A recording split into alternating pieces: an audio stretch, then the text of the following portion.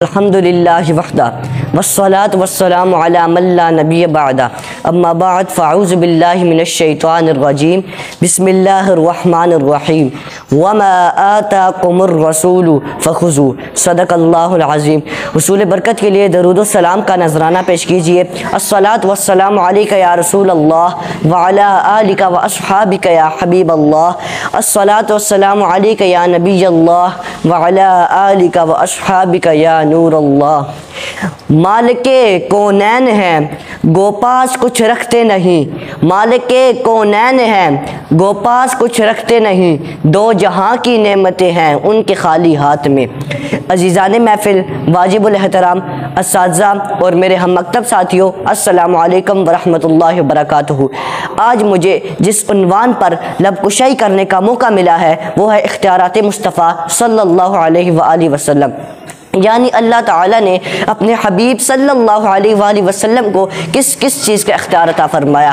دعا ہے پروردگار عالم ہمیں کلمۃ الحق کو سننے، سمجھنے اور اس پر عمل پیرا ہونے کی توفیق و رفیق عطا فرمائے۔ حضرت علی المرتضیٰ شیر خدا رضی اللہ تعالی عنہ فرماتے ہیں، حضور صلی اللہ علیہ وآلہ وسلم سے جب بھی کوئی شخص سوال کرتا، اگر آپ کو اسے دینا منظور ہوتا تو آپ نعم یعنی جی ہاں فرماتے، اگر آپ کو دینا منظور نہ ہوتا تو آپ خاموش رہتے یعنی کسی چیز کے بارے میں لا یعنی نہیں ہرگز نہ فرماتے۔ ایک دن ایک اعرابی یعنی دیہاتی نے حاضر ہو کر سوال کیا تو حضور خاموش رہے۔ اس نے پھر سے سوال کیا تو حضور خاموش رہے۔ اس نے پھر سے سوال کیا تو حضور نے سکوت فرمائی۔ اس نے پھر سے سوال کیا، حضور نے فرمایا، اے اعرابی جو دل کرے وہ ہم سے مانگ۔ حضرت علی المرتضیٰ شیر خدا رضی اللہ تعالی عنہ فرماتے ہیں، ہم نے اس اعرابی پر رشک کیا، ہم نے سوچا اعرابی جنت کا سوال کرے گا، لیکن اعرابی نے کہا میں حضور سے ایک اونٹ کا سوال کرتا ہوں۔ فرمایا عطا ہوا۔ عرض کیا میں حضور سے زیادہ راہ مانگتا ہوں۔ فرمایا عطا ہوا۔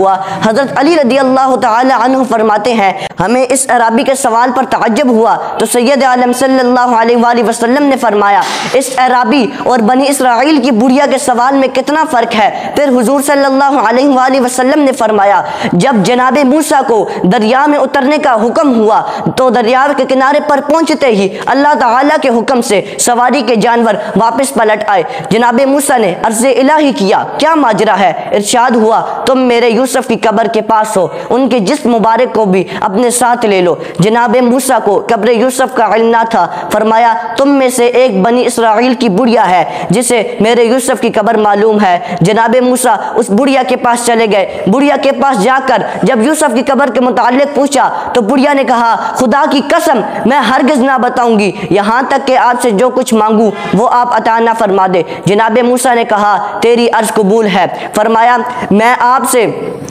جنت کے اس درجے کا سوال کرتی ہوں جس میں آپ ہوں گے۔ جناب موسیٰ نے کہا صرف جنت مانگ لے، اتنا بڑا سوال نہ کر۔ تو جناب موسیٰ کو اللہ تعالیٰ کی طرف سے وحی آئی، اللہ تعالیٰ نے فرمایا جو کچھ مانگ رہی ہے وہ عطا کر تو جناب موسیٰ نے اس بڑھیا کو جنت میں اپنی رفاقت عطا فرمائی۔ جب اس بڑھیا نے جناب موسیٰ کو قبر یوسف کا پتہ بتایا تو جناب موسیٰ حضرت یوسف علیہ السلام کی جس مبارک کو لے کر روانہ ہو گئے۔ تو ساری بات سنانے کا مقصد حضور کا عربی کو کہنا جو دل کرے وہ ہم سے مانگ، یہ مختار کل کی ہونے دلیل ہے۔